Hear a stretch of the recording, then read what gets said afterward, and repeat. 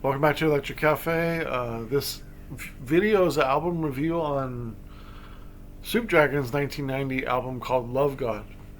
This is an interesting review that I chose to do this one. Um, I originally got this cassette back when it came out in 1990. I got it for Christmas, and it's kind of funny because um, my dad was filming me like he used to always film.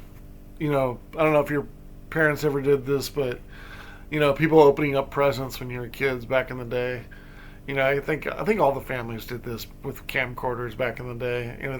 But there's there's probably every year of my life till I was 18 was recorded, but the only time is at Christmas and opening presents. And I was 14 years old when Soup Dragons came out and Loved God, and I got it for Christmas. And my dad was filming it, and I opened it up, and he said, "What'd you get?" And I was just like, "Oh, the new Soup Dragons." And he goes, "Oh, who are they?" And I said, "I don't know. I just heard. I heard that they're pretty good, and they're from UK, and I like UK stuff, so I'm gonna give it a shot." And he goes, "Okay, well, I guess we'll know by next video next Christmas if you liked it or not." And unfortunately, I didn't like it.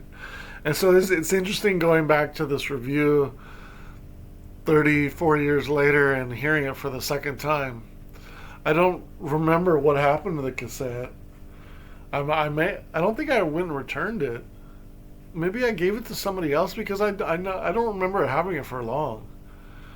I think I might have just given it to somebody else and said, this is not for me, and I just gave it to someone. Because I'm usually always remembering like where I lost a cassette, or how, or who borrowed it and didn't give it back, or did I return it, or whatever. But this one I can't remember what happened to it, so I must have gave it back, because I would think if I got it for Christmas it would have been past the return policy. So maybe not, because it was a Christmas return policy. I don't know, but yeah, I didn't keep it long because it wasn't for me anyways at 14. Now, a couple years later, I could, a couple years after that, I started getting like Primal Scream and, and other stuff. So maybe I've been a little bit open to it as I went through sort of the 90s a little bit. But I thought it'd be interesting since I'm doing some indie and shoegaze and dream pop that I'd figure I'd try to squeeze in Soup Dragons in that kind of category of Britpop and do their review of their first album again, Love God.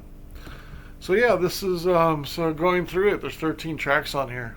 The good about the album, um, you know, it's definitely got like a hippie sound to it. It's good rock. It's fun. It's kind of carefree. You don't listen to Soup Dragons and you think it's to be taken really seriously. It's kind of party music. I do have the single back here. I don't know if you can see it, but I have Divine Thing cassette single up there from their second album. I like their second album probably a little bit more so than this. I remember I did like Divine Thing and Pleasure when it came out on the second album, or was it the third, on Hotwired. Um, so I remember liking those singles when they came out, and I was like, oh, Soup Dragons. Yeah, I didn't like their first album too much, but I like this stuff. And then Hotwired got played on alternative radio, and or was it Hotwired or Rewired? Was the name of the album. Anyways, but yeah, Pleasure and Divine Thing got played on the radio, and I like those a lot better than this album at the time. Um, but it's definitely kind of carefree rock and kind of hippie-ish dance pop music. There's a couple sort of classic songs on here in some respect. I think of "I'm Free," which was used on like advertisements at the Yin Yang the last 35 years, and I'm trying to remember if I can remember it. It almost sounds like a credit card commercial song, or they used it in that, or maybe an insurance song recently, like "I'm free to do what I want any old time." I feel like it was in like some kind of like, I don't know, credit card commercial or something. It's funny how it's just like how what can be sort of like groundbreaking or new or alternative music can a generation or two later sort of become theme songs to commercials selling detergent or what have you. You know what I mean? Like it's just strange. I think that's when you feel old. It's not when you feel bands covering other bands' songs. That makes you feel old a little bit. Like when I heard, what was it recently? I heard somebody. Uh, I can't think of it, but you get the opinion, you get the thought. But when you start seeing commercials with music like cover versions, like because they can't actually sing it, but they're going to cover the song and sort of put it into a song and sort of do a jingle out of it. That's when you know you're old, is when you start seeing that. Because I can remember when I was a kid, you start to hear songs and like, oh, that's the Beatles. Oh, that's the Turtles. Um, or that's the Birds. Like you start hearing these songs and themes, in songs. Um, what's a good one is House by Crosby, Stills and Nash. Uh, lives in a very, very, very fine house with two cats in the dark. That was used in like when I was a kid. That was used in like a insurance commercial or like house insurance or something like that. And you're just like, oh, that's a pretty good jingle. It's kind of cheesy, but you're like, oh, that was a Crosby, Stills Nash. Oh, there's like songs that you like. That's when you feel old, when songs from your childhood become jingles for commercials. Just that makes you feel so old. But also, Mother Universe is a really good track as well. Kind of a classic, their classic sound. I do like Love God as well, and I do like Backyard Dog. I gave I'm Free 3.5 stars. Um, it was an underground hit. Still a good song. So I still think it's the best song on here. At the time, it was probably the only song that I liked on the album. I faintly remember that. Mother Universe 2.5 stars. I do like the electronic sounds in here.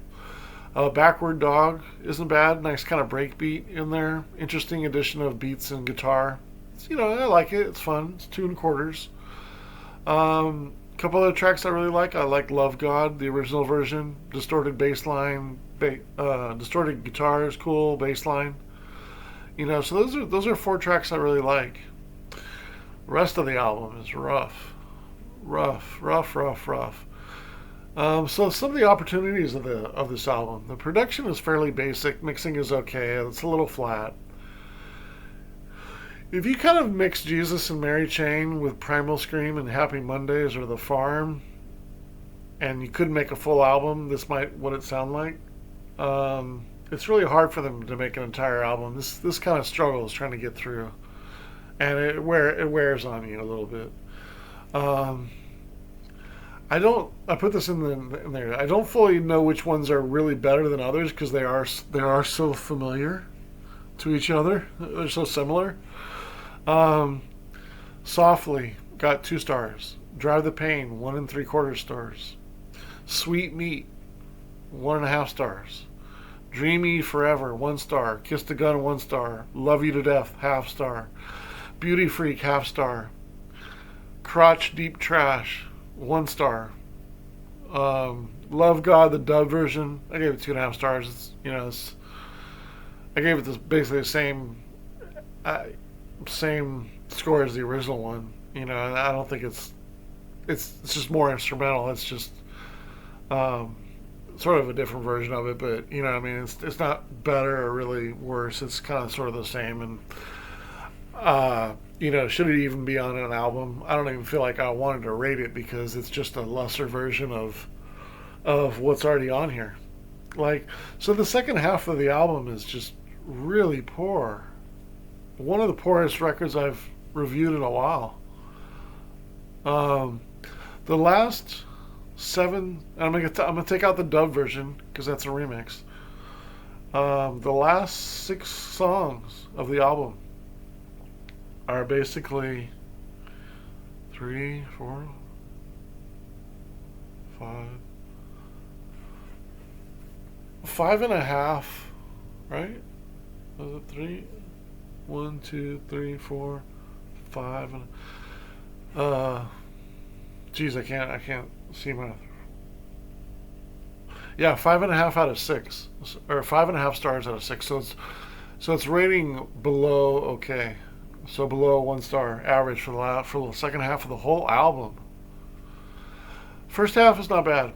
Overall, 22.5 stars divided by 13, 1.73 ratings.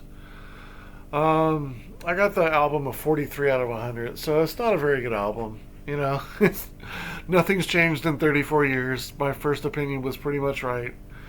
I liked the first 2 tracks for the most part, and there was a couple others I was okay with, but just a subpar album. Unfortunately, just kind of running out of ideas, running a little thin, and unfortunately that's a lot of the indie rock and the indie pop, like very thin, and trying to make an album. And not so much indie rock, is more of indie on the indie dance or dance pop sound. Your Happy Mondays, The Farm, and stuff like that. Just I guess Primal Scream probably did the best, and I do got a review on them. They're one of the more complete albums that has some dance and rock on it, but this one's tough. This one's a tough listen to. It's a little long, with 13 tracks as well, and not much variety, and a lot of fun, but not really any depth on here as well. You're not gonna get lost in this album at all. It's pretty straightforward, one note, and fairly basic and kind of repetitive, and a lot of songs are similar. So not a good album. 43 out of 100. It's not horrible. So it's not in the 30s, but 43 out of 100. All right, thanks so much for listening. I'm curious to know what your opinion of Lovegod by Soup Dragons. All right, thanks a lot.